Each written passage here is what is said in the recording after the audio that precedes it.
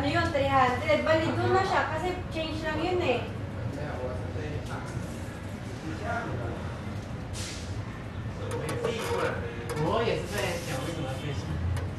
Sinabi ko kanina eh, na ano sabi ko sa kanya, hindi ko 50 pieces lang yung ano nga, yung wiring kasi yung sa presyo yung pinag-change sa kuya, yung sa presyo tsaka yung pinag-piraso. Diba kaya? Hindi kasi tinanong ko, sabi ko, Kinuha na rin pa tayong tumbler? ano, idadala mo ba? Noon kayo na tumbler?